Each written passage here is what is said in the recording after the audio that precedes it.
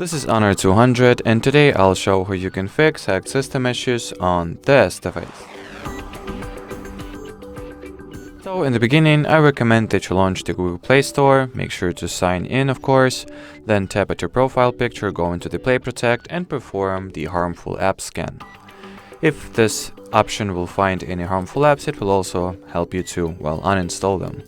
Then you can also find the System Manager app, that's the built-in tool that comes alongside your system, so you will not need to download or install any additional apps.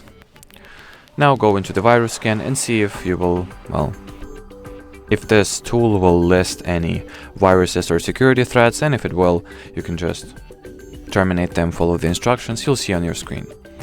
Then you can also open settings, then go for the device administrators list and see if any suspicious application has this permission and you do not recall giving it to, providing it with such permission.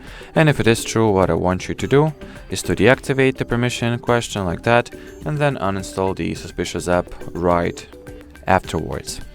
And as far as this video goes, that'll be it. Thanks for watching and bye-bye.